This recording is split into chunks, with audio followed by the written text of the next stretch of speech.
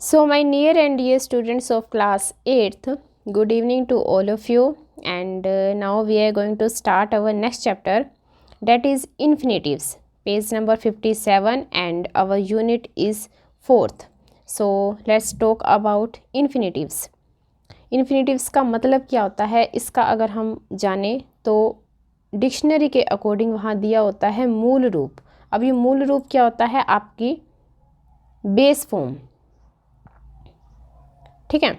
लेकिन अगर हम चैप्टर में ये देखें कि हमने इसके अंदर कैसे करना है और कैसे इसको रिकॉग्नाइज करना है, तो यहाँ पर दिया हुआ है अगर आपको वर्ब के साथ टू लगा हुआ दिखाई दे जाए तो वहाँ पर आप कह सकते हो कि ये इन्फिनेटिव का पार्ट है सेंटेंस के अंदर। कैसे, जैसे अगर मैं लिख दूँ टू विन या फिर टू राइट या टू लीव। अब आप देख रहे हो कि जो सा विन है, विन मीन्स जीतना, पीछे क्या आया ना, राइट लिखना, ये भी ना आया, वर्ब है। लीव छोड़ना, जिसके पीछे ना आ जाता है ना, जब आप हिंदी बना करके देखते हो इसकी, तो ये सारी वर्ब होती हैं। और वर्ब के साथ अगर आपका टू लगा हुआ मिल जाए तो वो क्या बन जाता है, आपका इन्फिनेटिव बन जाता है। बस इस पूरे चैप्टर में यही है, लेकिन फिर भी इसने दिया हुआ है, बहुत अच्छी थ्योरी दी हुई है, आप पूरी की पूरी रीड आउट कर लेना। इसके अंदर दिया हुआ है you have read about finite and non finite verbs. ये हमने की हुई हैं।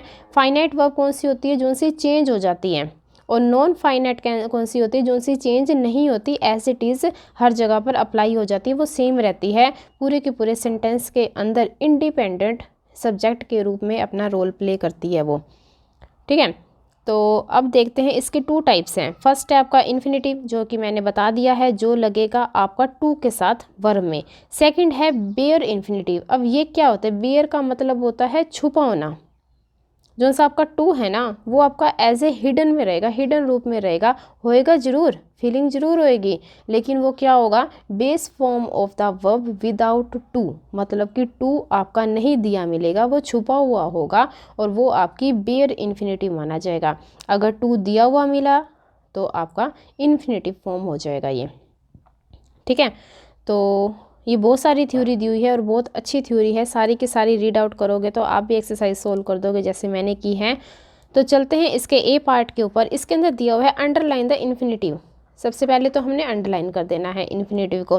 कैसे, आपको टू लगा मिलेगा, किसके साथ, वर्ब के साथ, और वर्ब का मतलब क्या होता है, क्रिया, और क्रिया की पहचान क्या होती है, जिसके पीछे क्या लग जाता है, ना लग जाता है, वो आपकी क्या हो जाती है, क्रिया। फर्स्ट है we have no option expect to try. अभी देखो टू ट्राई, ट्राई करना, ये क्या हो गया आपका इन्फिनेटिव हो गया। सेकंड में है टू ट्रैवल, थर्ड में है टू सिंग, फिर है टू नो, और फिर हो जाएगा टू बी। अब कई बच्चे ये पूछेंगे बी क्या है, बी फॉर्म है, जैसे बी की फॉर्म क्या होती है, इज, एम, आर, वाज, व, हैज़, हैव। मतलब कि सेंटेंस के अंदर आपको मेन वर्ब ना दी जाए तो हेल्पिंग वर्ब को एज मेन वर्ब माना जाता है। And last one is to stay, रहना। ये सारे के सारे क्या हो गए, आपके इन्फिनेटिव हो गए। कई बार आपको ऑब्जेक्ट भी पूछ लेते हैं, डायरेक्ट भी और इनडायरेक्ट ऑब्जेक्ट भी पूछ लेते हैं। अगर आप सेंटेंस के पीछे वट लगा देते हो, ऐसे पूछते हो क्या, तो ये हो जाएगा आपका डायरेक्ट ऑब्जेक्ट। अगर आप सेंटेंस के बाद लगा देते हो हुम, किसे, तो आ जाएगा आपका indirect object.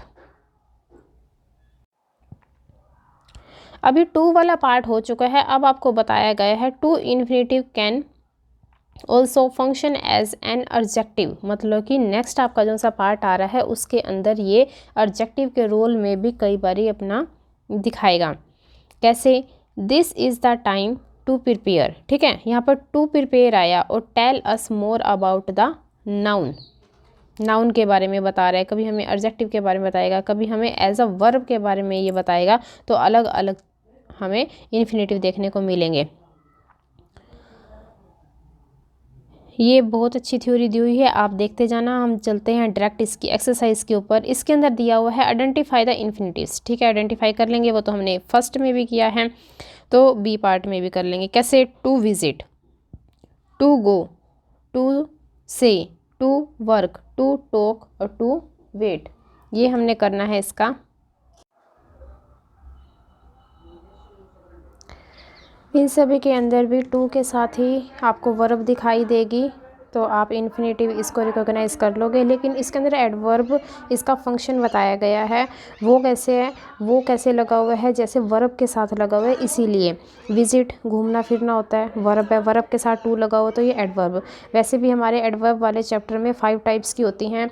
Adverb of time होता है, एडवर्ब ऑफ प्लेस होता है, एडवर्ब ऑफ मैनर होता है, फ्रिक्वेंसी होता है, और एक होता है डिग्री। ये 5 टाइप्स की आपकी होती हैं एडवर्ब। अब जैसे टू गो, गो मीन्स क्या होता है, जाना, एडवर्ब के साथ लगा हुआ है। और फिर है टू से और टू वर्क। लेकिन इसके अंदर ये एडजेक्टिव का कैसे आया वो देखिए, is this the way to talk. अब हमारा जो इससे पहले वाला पेज है वो देखिए, इसके अंदर बताया हुआ था कि आपका जो सा इन्फिनेटिव है वो एज अ एडजेक्टिव भी यूज़ हो सकता है, उसी के बेस के ऊपर इसने बताया है। और लास्ट वाले में क्या है, डायरेक्ट ऑब्जेक्ट। डायरेक्ट ऑब्जेक्ट कैसे आता है, वट के जवाब में आता है। अब देखो क्वेश्चन को वट लगाओ, they asked me to wait until wait until 2 o'clock। तो अब मैं कहूँ क्या करना है, तो वो आंसर देगा वेट करना है। ये डायरेक्ट ऑब्जेक्ट हो जाता है इस तरह से। फिर आपका बेयर इन्फिनेटिव, ये है छुपा हुआ होता है, मतलब कि टू नहीं दिखाई देता आपको, वर्ब के साथ छुपा हुआ दिखाई देगा, सिंपल दिखाई देगा, हियर, सी, फील, वॉच, इस तरह से आपको, मतलब कि सब्जेक्ट भी होगा, ऑब्जेक्ट भी होगा, वर्ब भी होगा, लेकिन वर्ब के साथ टू नहीं होगा, वो हो जाता है बेयर। सी पार्ट में क्या दिया हुआ है आपका, filling the blanks with the correct form of the infinitive. Correct form हमने बतानी है। First step, people dare not step in that house at night. Step आपका दिया हुआ था ब्रैकेट में, वही फिल कर देना है आपने। और डेयर का मतलब क्या होता है, हिम्मत, मतलब कि लोगों की हिम्मत नहीं होती है कि हमारे घर में थोड़ा सा भी स्टेप रात को रखें। सेकंड है, you had better leave the matter at that. ये सारे के सारे वैसे के वैसे ही फिल कर देने हैं आपको, जैसे ब्रैकेट में दिए हुए हैं। जैसे थर्ड में एक्ट का एक्ट आ जाएगा, फिर हैव है, practice, take, to use, to deserve, stay, go और लिव, सारे सेम टू सेम ऐसे ही आपको फिल कर देना है। और इसने बताया हुआ भी है, bare infinitive follow the modal auxiliaries. Modal auxiliary को भी ये फॉलो करता रहता है। और जो सी ये हैं आपकी बिल्कुल कॉमन। अब देखिए ये वाले यूज़ होंगे, जैसे आपको सेंटेंस में दे दिया जाएगा, हिना लाइक्स। अभी लाइक क्या है, पसंद करना, वर्ब है, लेकिन वर्ब को आगे डिस्क्राइब किया गया है, to spend time with us. क्या लाइक करती है वो, हमारे साथ टाइम स्पेंड करना। तो ये ऑब्जेक्ट के बारे में बताया गया है, object of the verb like. इस तरह से आप सेंटेंसेस में देखोगे सेम वहीं से दिए हुए हैं।